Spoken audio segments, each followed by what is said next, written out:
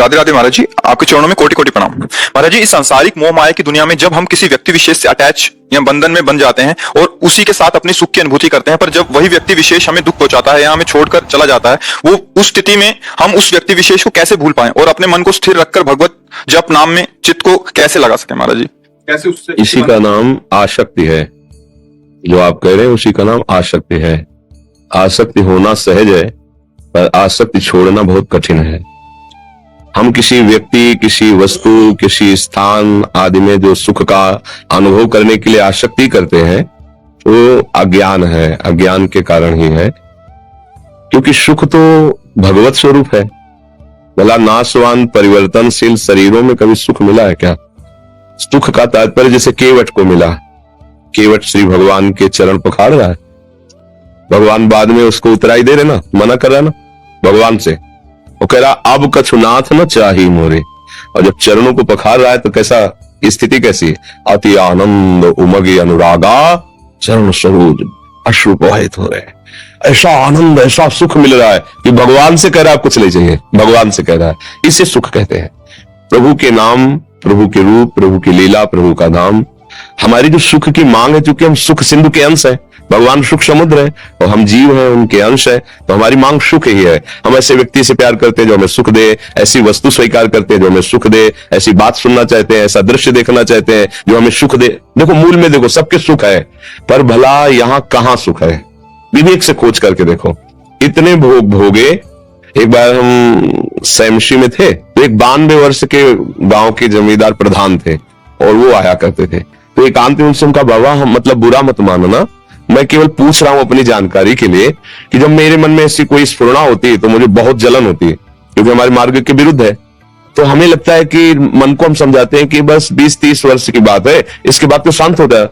आपका क्या अनुभव है? वो 92 वर्ष के थे। तो उनका, महाराज अभी तो आप बच्चा ही है, कहने में हमें शर्म लगती है, पर हम 92 वर्ष के हैं, पर हमने जैसा मन बचपन में देखा था, जवानी में देखा था, वैसे ही आज है।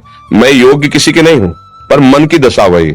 अब हमको भयंकर भय लगा कि इस मार्ग में मुझे इस पर तो विजय प्राप्त करनी पड़ेगी, ये अवस्था के अनुसार तो नहीं जाएगा। फिर परमहंस श्री स्वामी ओंकारानंद जी महाराज ब्रह्मलीन महापुरुष थे, उनसे फिर प्रश्न किया कैसे इस पर विजय प्राप्त की। फिर उन्होंने साधन पद्धतियां बताई गुरु कृपा से।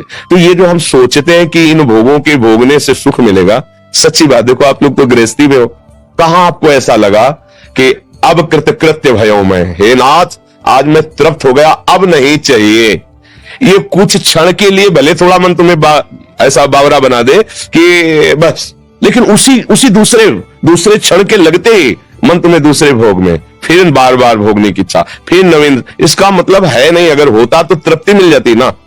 तो हम अगर किसी व्यक्ति से या वस्तु से, आप तो व्यक्ति की बात कर रहे हैं, कितने ऐसे नशेबाज लोग हैं जो कहते हैं मैं नशा नहीं छोड़ सकता, इसके बिना मैं जी नहीं सकता।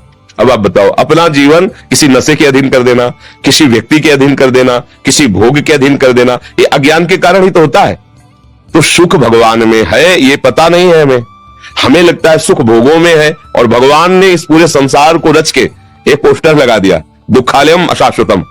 गीता जी में कहा इसमें दुख ही दुख भरा है और अशाश्वतम, यहां कुछ टिकाऊ नहीं है, सब परिवर्तनशील, सब नाशवान। आज तुम्हें कोई प्यार से गले लगाएगा, कल वही तुम्हारी तरफ देखेगा नहीं, जब तुम उसके काबिल नहीं रह जाओगे। या नवम मन का क्या कार्य क्या है? नवम छोड़ो, नया सुधार करो, प्रभु का नाम जप करो और प्रभु से प्रार्थना करो। देखो हमारी मांगे क्या है? हमें कोई सुंदर रूप मिले, सुंदर रूप टिकाऊ होना चाहिए, और मेरा वो मित्र हो ऐसा जो मेरे लिए प्यार करे, केवल मेरे लिए प्यार करे, और मैं कभी उससे बिछड़ू ना, और वो सदैव मुझे सुख देता रहे। ये सबके मन में है, सबके मन में है। और सही दिशा ना होने के कारण हम उसे धन मान लेते हैं, हम उसे पुरुष मान लेते हैं, उसे स्त्री मान लेते हैं, वस्तु मान लेते हैं। ये सारी की सारी बातें भगवान में है। उनका रूप अविनाशी, और एक बार जिसे भगवान स्वीकार कर लेते हैं उसे कभी छोड़ते नहीं, और भगवान सुख देते हैं, उनको कुछ चाहिए नहीं। तुम्ही को तो सब कुछ दिया है उन्होंने, तुम्हारा क्या चाहिए? तुमको तो दिया है उन्होंने। तो दियम वस्तु गोविंदम तुभ्यमेव समर्पय, बस इतनी बात है। अगर आप संसार के किसी व्यक्ति वस्तु स्थान में भगवत भाव कर ले, फिर आपको आसक्ति नहीं होगी, क्योंकि आपने पहले ही भाव कर लिया था कि प्रभु मेरे इस रूप में है, तो वो रूप बदल जाएगा, लेकिन प्रभु तो आपके रहेंगे ना, वो संभाल लेंगे। हम लोग प्रभु भावना करके जो वस्तु व्यक्ति में फंस जाते हैं, तो वही फिर हमारे आगे जन्म का कारण होता है। अगर हम स्त्री रूप में फंस गए तो अगला जन्म स्त्री का, पुरुष रूप में फंस गए तो पुरुष, हिरन में फंस गए तो अगला जन्म हिरन का हुआ ना। तो इसलिए हमें सावधान रहना चाहिए। पहली बात यह कि मेरा कोई नहीं है, पक्का नहीं है। जो मुझसे प्यार करता है वो अपने लिए प्यार करता है, मेरे को अपने लिए प्यार करता है। जिस दिन उसको अपने लिए घाटा सा मन में आएगा ना, वो ना गुरु मानेगा, ना संत मानेगा, ना प्रिय मानेगा, ना पूज्य मानेगा, छोड़ देगा। है ऐसा कि नहीं है? फिर सांसारिक संबंधों की तो बात जाने दो। तो इसलिए जिन्हें स्वीकार करने पर कभी आज तक किसी को घाटा नहीं हुआ वो है श्री भगवान, श्री किशोरी किशोर जी, लाडली लालजू। अब मान जाओ, जब आपको पता चल गया है कि सब स्वार्थ का स्वरूप है तो उसके लिए मत रो। अब ऐसे वर को क्या वरु जो जन्म में मर जाए, ऐसा वर वरु चूड़लो अमर हो जाए। वो है श्री गिरधर गोपाल जी, वो श्री कृष्णचंद्र। मीरा जी कह रहे हैं मेरा तो चूड़ला अमर है, मेरा सुहाग तो श्री कृष्ण है। कोई फर्क नहीं है।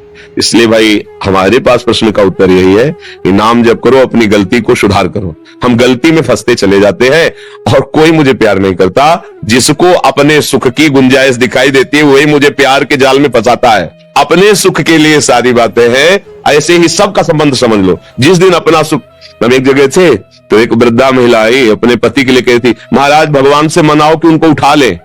उनको उठा ले का मतलब क्या, गिर पड़े हैं? बोले नहीं, वो पड़े पड़े हगते रहते, बड़ी दुर्गति प्राप्त करे, उठा ले। तुम कहा तो लड़का है, बहू है, तुम है, सफाई करो, उनकी सेवा करो। बोले अब सब नहीं होता, बस आप इतनी कृपा करो, भगवान उठा ले। ये है संसार, ये है संसार। उसके काम के ले रहे तो भगवान उठा ले, काम के हो तो आए भगवान, कितने निर्दयी, तुमने क्यों ले लिया? ये संसार का स्वरूप है। तो आप समझो, थोड़ा विवेक को जागृत करो, मोह का नाश होगा। वो विवेक मोह भ्रम भागा, तभी भगवान से प्यार होगा, तभी तुम्हें विश्राम मिलेगा। ये भाग दौड़ तभी शांत होगी जब तुम्हारे प्यारे भगवान हो जाएंगे। महालक्ष्मी पति क्या चाहिए? रूपवान है, सर्व सामर्थ्यशाली है। देखो सूर्य किसने बनाया? कितने पूरे ब्रह्मांडों को प्रकाश दे रहे हैं।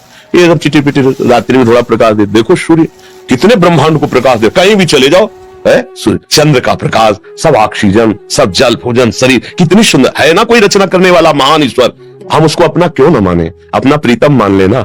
अच्छा, हम आज भी सत्संग में कह रहे तो कई बार कहा है, अगर वो अनुभव में ना आता ना तो हम सबसे कह देते भैया लगे तो बचपन से है पर हाथ कुछ नहीं लगा, आगे मरने के बाद जो मिलेगा वो हमें पता नहीं, पर हमें कुछ हाथ नहीं लगा। हम कह देते पर हम सच्ची कहते हैं कि वो है, इतने नजदीक हैं, इतना दुलार करते हैं कि उनकी बात सोच के केवल रोना ही आता है, दूसरी कोई बात नहीं रहती है। इसलिए उन्हीं से प्यार किया जाए जो वास्तविक प्यार का निर्वाह करना जानते हैं, संसार प्यार का निर्वाह करना नहीं जानता है।